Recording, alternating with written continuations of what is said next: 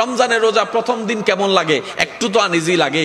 দ্বিতীয় দিন যখন যায়, তৃতীয় দিন যখন যায়, চতুর্থ দিন যখন যায়, পঞ্চম দিন থেকে ক্ষুধার কথা মনেও থাকে না, খাবার কথা মনেও থাকে না, আপনার তৃষ্ণার কথা মনেও থাকে না, এমনভাবে অভ্যস্ত হয়ে যায়। আল্লাহর কি রহমত দেখেন, যে প্রিয় খাবারটা সবসময় খেতে হয়, 11 মাস খাই আমরা, রমজান মাস চলে আসলে 5, 6টা, 7টা রোজা রাখার পরে ঈদের দিন সেমাই খাইতে পর্যন্ত অনেকের আনইজি লাগা শুরু হয়ে যায়। সুবহানাল্লাহ। আপনার ভিতর সে ক্যাপাসিটি আছে, শুধু আপনাকে বলবেন যে আমি করব। তা আমার অনুরোধ হচ্ছে 10টা কাজ একসাথে নামবেন না, আগে একটা কাজে নামেন, সেটা হচ্ছে গীবত। গীবত যদি এটা থেকে বাঁচতে চান, প্রথমে গীবত শোনা থেকে বাঁচেন। যখন দেখতেছেন যে 4-5 জন মিলে কথা বলতেছে, কথার লাইন অন্যদিকে যাচ্ছে, আপনি কোন একটা কাজের অজুহাত দিয়ে চলে আসবেন। আমি কি বুঝাতে পারছি? দরকার হলে বলবেন যে দোয়াও চাই, মাফও চাই, গুনার অভাব নাই, নতুন করে গুনার পাল্লা বাড়ি করার কোনো দরকার। একটু আনইজি লাগবে, কারণ আমরা এক পরিবেশে বড় হয়েছি, তো অন্য পরিবেশে গেলে একটু আনইজি লাগবে। কিন্তু সেই আনইজি পরিবেশটা যদি বন্ধুত্ব করে ফেলতে পারবেন, তাহলে দেখবেন যে এটাই আপনার জন্য শান্তির কারণ হয়ে গিয়েছে। বলেন না সুবহানাল্লাহ? আর একটু জোরে বলেন সুবহানাল্লাহ। এবার আসেন, আল্লাহ বান্দার কি কি পছন্দ করে জানার দরকার। জোরে বলেন, জানার দরকার। সুন্দর জীবনের জন্য আল্লাহর রহমতের দরকার আছে না নাই?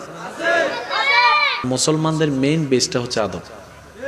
কি আপনি দেখেন, ইসলামের যতগুলা কাজ আছে সবগুলোর মধ্যে আদব আছে। আপনি যেন নামাজের মধ্যে দাঁড়ান, আদব; রুকুর মধ্যে আদব; সিজদার মধ্যে আদব; ইফতারের মধ্যে আদব; খাবারের মধ্যে আদব; মা বাবার সেবার মধ্যে আদব; মা বাবার সামনে দাঁড়ানোর মধ্যে আদব; মা বাবার সাথে কথা বলার যে টোন, মা কেমন আছেন, টোনটা একটু খেয়াল করুন। মা কেমন, বন্ধুর সাথে কি বলে, কিরে দোস্ত কেমন আছোস, ওই টোনটা কিন্তু মা বাবার সাথে ব্যবহার হচ্ছে না।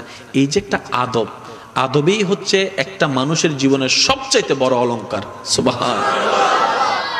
সেজন্য ইসলাম হচ্ছে মেইন বেস হচ্ছে আদব এবং মোহাব্বত, ইহসান, এগুলো বড় জিনিস। সেজন্য এগুলো একটু মাথায় রাখার চেষ্টা করবেন। যারা সন্তানের মা বাবা আছেন, বাচ্চাদেরকে এগুলো তারবিয়ত করার চেষ্টা করবেন। আদবের ব্যাপারে কোনো কম্প্রোমাইজ করবেন না। যদি দেখেন যে ছোট বাচ্চা তার খালার সাথে এইভাবে কথা বলছে, যেটা উচিত না, ছোট বাচ্চা ভুল করছে বলে বাদ দিয়েন না, কারণ আজকে যদি আপনি ছাড় দেন অভ্যাস হয়ে যাবে। আমি কি বুঝাতে পারছি কথা? যেখানে আদব, এখানে কোনো কম্প্রোমাইজ করবেন না। আল্লাহর ভয়ের ব্যাপারে, নবীর প্রেমের ব্যাপারে কোনো কম্প্রোমাইজ করবেন না, ঈমানের ব্যাপারে কোনো কম্প্রোমাইজ করবেন না। আর বাকি যা ভুল হয়, ভুলের জন্য মাফ আছে। না, আমাদের ভিতরে যেন ভুল করতে করতে বেয়াদবি যেন না ঢুকে, সেটা আমাদেরকে মনে রাখতে হবে। আল্লাহ আমাদের সবাইকে বুঝার তৌফিক দান করুন। আচ্ছা, জমিন কার? রহমত দরকার কাদের? শান্তি দরকার কাদের? অশান্তির দরকার আমাদের, শান্তির দরকার। বলেন, শান্তির দরকার। তারপরে সম্মানের দরকার, তারপরে ঘরের মধ্যে একটা প্রশান্তি পরিবেশের দরকার, বাহিরে শান্তির, ভিতরে শান্তির। সব শান্তি দিবেন কে? কখন আসবে? যখন আল্লাহর রহমতের নজর পড়বে। তা আল্লাহর রহমতের নজর হারালাম কিভাবে? নিজের দোষে। ভাই একটু জোরে বলতে হবে। আল্লাহর রহমতের নজর হারালাম কিভাবে? নিজের দোষে। আর একটু জোরে বলতে হবে, আল্লাহর রহমতের নজর হারালাম কিভাবে? যার কারণে রহমতের নজর হারিয়ে ফেলেছি। ঘর অশান্তি, বাহির অশান্তি, ভিতর অশান্তি, স্বামী স্ত্রী অশান্তি, মা বাবা সন্তান অশান্তি, ব্যবসা অশান্তি, পড়ালেখা অশান্তি, শখের মোবাইলটাও অশান্তি। একটা কথা মনে রাখবেন, যদি এখানে শান্তি না থাকে, কোথাও শান্তি পাবেন না। আর এখানে যদি শান্তি থাকে, ঘরের উপর, মাথার উপর ছাদ না থাকলেও দেখবেন যে প্রশান্তির হাসি আপনার মুখে থাকবে। সুবহানাল্লাহ। এখানে শান্তি দিবেন কে?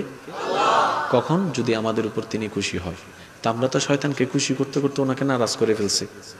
তার মানে আমরা কি করছি বেশি? সওয়াব না গুনাহ? একটু জোরে বলেন না, কি করছি?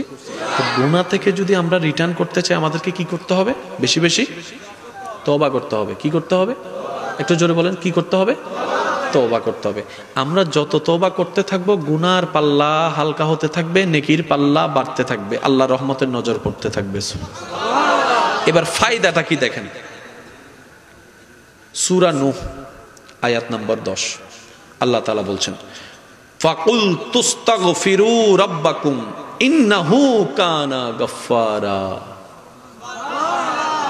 আর একটু জোরে, ফাকুল তুস্তাগফিরু রাব্বাকুম ইন্নাহু কানা গফফারা। ও বান্দা, তুমি আমার জমিনে থেকে আমি তোমাকে পাঠালাম, সব আমি দিলাম, তুমি শয়তানকে খুশি করলা, গুনার পাল্লা ভারী করলা, আমার রহমত থেকে তুমি নিজেকে বঞ্চিত করলা, তাই তো তোমার অশান্তি আর অশান্তি। বান্দা বলে যে মাওলা আমি ভুল করেছি, আমি এখন কি করব? রব বলে যে একটা কাজ করো, তুমি শয়তানকে যতই খুশি করছো করছো, জীবনের হায়াত তো অনেক শেষ করছো। যদি তুমি বুঝতে পারো তাহলে তুমি মন থেকে তওবা করো। সুবহানাল্লাহ।